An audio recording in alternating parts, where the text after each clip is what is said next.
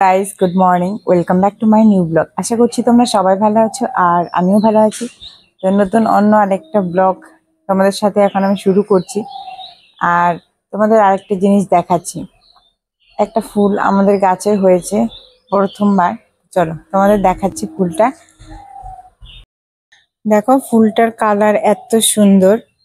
আর এই গাছে এই ফুলটা প্রথমই ধরেছে।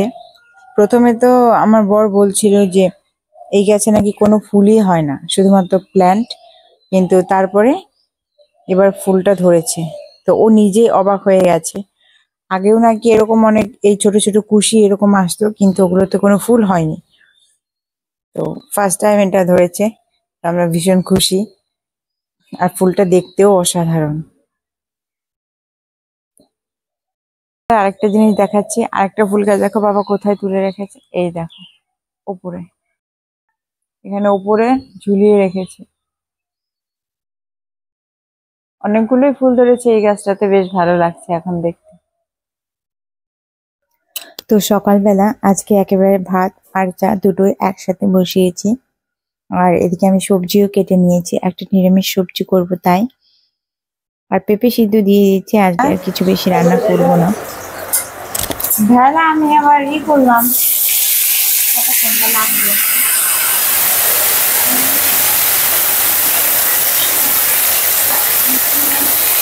দাঁড়া একটু গরম করছিলাম।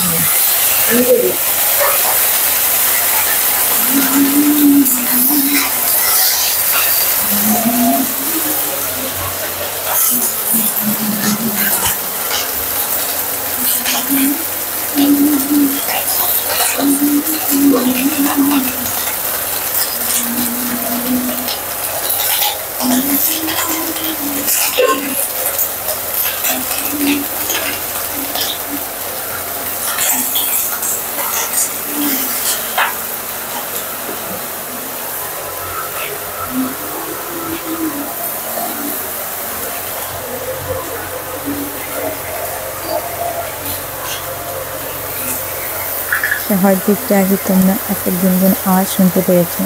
তো আমার শাশুড়ি কিন্তু বেশ সুন্দর গান গায়। মা রান্না করার সময় অনেক সময় গান করে, কিন্তু আর আমার তো ভগবান স্বরটা দিয়েছে কিন্তু সুর দেয়নি। খুবই দুঃখের ব্যাপার। গান আমার গলা দিয়ে বেরোয় না, আমি জানি কেন জানি না, এরকম একটা আফসোস। না,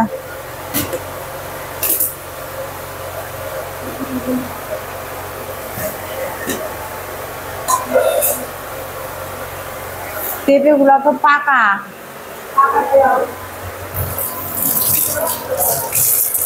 কালার একদম কালার করা। সকালে রান্না বান্না তো হয়ে গেছে। তো আমি বসে বসে যতটা এডিট বাকি ছিল সেটা করছিলাম। আর এখন আমার বেশ কাজ পড়ে আছে। এদিকে আলনাটার অবস্থা পুরোই খারাপ হয়ে আছে, এখন সেটাই গোছাবো। চলো তোমাদের দেখাচ্ছি। কালকে যে শাড়িগুলো পরে আমি ঘুরতে গিয়েছিলাম কীর্তনে, কিচ্ছু গোছায়নি। ওর জ্যাকেট ফ্যাকেট সব এনে উপরে রেখে দিয়েছে, আমার শাড়িগুলো অগোছালোই পড়ে আছে। তা এখন সেটাই গুছিয়ে নেব। কালকে কীর্তন থেকে এসে দুপুরে রান্না বান্না খাওয়া দাওয়া, আর তারপরে একটু ঘুমিয়েছিলাম। তারপরে তো সন্ধ্যা পুজো দিয়ে দিয়েছি। তো তখন সন্ধ্যার পরে আর আমার ভালো লাগছিল না, তাই ওগুলো আর কিছুই গোছানো হয়নি। এমনিতেও সব জামা কাপড় মোটামুটি ভাঁজ করাই ছিল, তবে একটা দুটো করে মাঝখান থেকে নিতে নিতে একটু নড়াচড়া লাগতে লাগতে জামা কাপড়গুলো কেমন একটা হয়ে যায়, গোছানো থাকলেও কেমন অগোছালো মনে হয়। তাই পুরোপুরি ফ্রেশ করে আজকে আবার সবকিছু নামিয়ে আরেকবার ভালো করে গুছিয়ে নিচ্ছিলাম।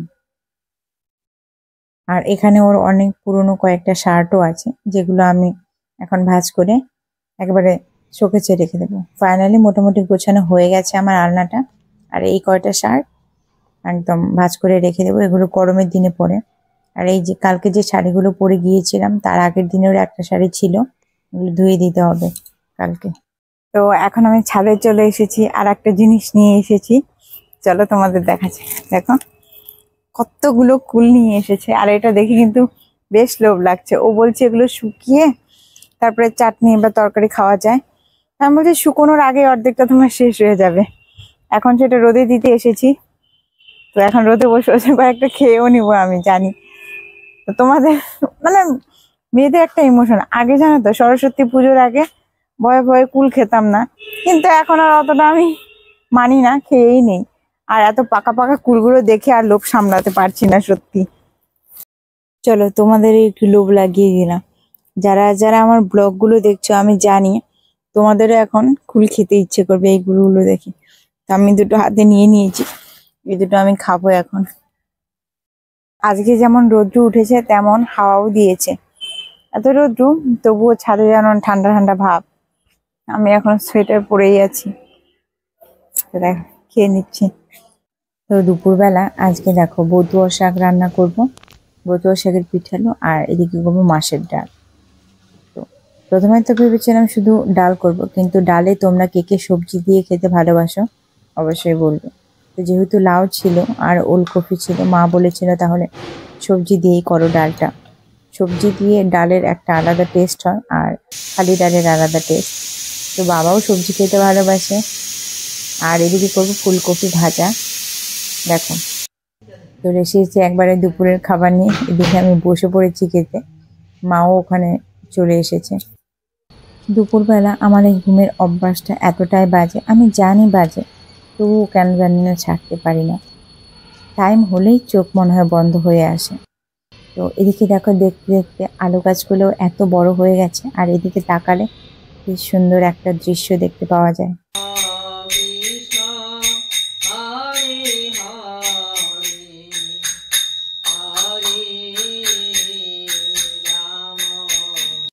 তো দেখা হচ্ছে তোমাদের সাথে একেবারে সন্ধ্যাবেলা। আর তোমাদের আমি এখন একটা জিনিস শেয়ার করব, যার জন্য আমি ক্যামেরাটা এখন অন করতে বাধ্য হলাম। আমি বসে বসে এডিট করছি, আর এদিকে ঠাকুমা বাথরুম থেকে গেল আমার সাথে কথা বলে। এখন দরজার আওয়াজ পেয়েছি আমি, মেইন যে আমাদের গেট, মানে ঘরের যে দরজাটা। তো চলো তোমাদের দেখাচ্ছি, ঠাকুমা বাইরে গিয়ে বসে আছে। ভেবেছি সকাল হয়ে গেছে, বিকেলে তো ঘুমায়, ঘুমের থেকে উঠে বাথরুম করে এসে বাইরে গিয়ে বসে আছে। চলো তোমাদের দেখাচ্ছি। দেখতে পাচ্ছ, ওখানে গিয়ে বসে বসে মালা নিচ্ছে ঠাকুমা।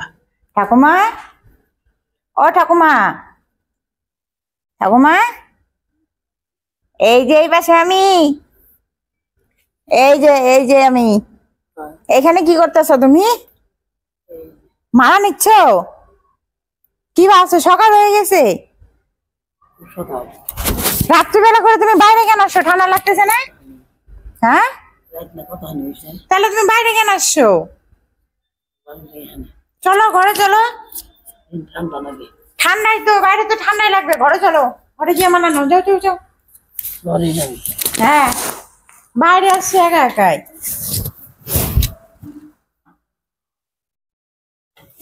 এখন তাল তাল সব হারিয়ে যাচ্ছে দিন দিন। বুঝতে পারছো, আমাদের এখন এরকম সময় আসবে বাবা। এখন তো আমি চলে এসেছি রাতের রান্না বান্নার আয়োজন করতে। আজকে রাতে কিন্তু লুচি খাবো। তো অনেকদিন পরেই লুচি হচ্ছে বাড়িতে। এর আগে বেশ ভালোই কতদিন আগে খেয়েছি। আর তো আজকে মা বলছে চলো তাহলে লুচি করা যাক রাতে। তাই এখন আমি আটাটা আগে মেখে নেব, তারপরে মা আর আমি একসাথে দুজনে মিলে ভাজবো। আমাদের তো রেগুলার খাবার ভাত, ভাত ছাড়া মনে হয় একদিনও চলে না। তো আজকে অনেকদিন পরে আবার লুচি, বুঝতেই পারছো বেশ মজা লাগছে। আর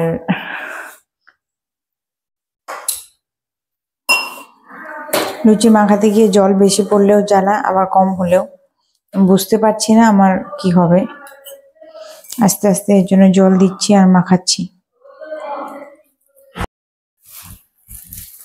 দেখো বড়বাবু প্রসাদ নিয়ে এসেছে। এই কোথায় পুরান শালবাড়ির কি সে অনুষ্ঠান? এই যে এই প্রসাদটা হলো আমাদের এখানে পুরান শালবাড়িতে যে কীর্তন হয়েছে ওখানকার, আর এটা ওই যে আমরা যেদিন কীর্তনে গিয়েছিলাম সেখানকার প্রসাদ। দেখতে পাচ্ছ, কি দেব বাটি? আচ্ছা তাই খাও, না দিলা। প্রসাদ নিয়ে আসছে, বলতেছে এটা আমার, আমাকে দিছে। আমরা আমাদের না দিয়ে তুমি খাইতে পারবা? বলে পারবো। এই তো বাজারের এইখান থেকে। আর কোথায়? এটা পুরান সালবাড়ি। হ্যাঁ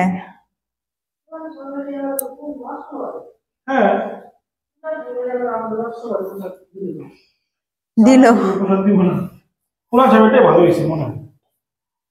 দুই জায়গা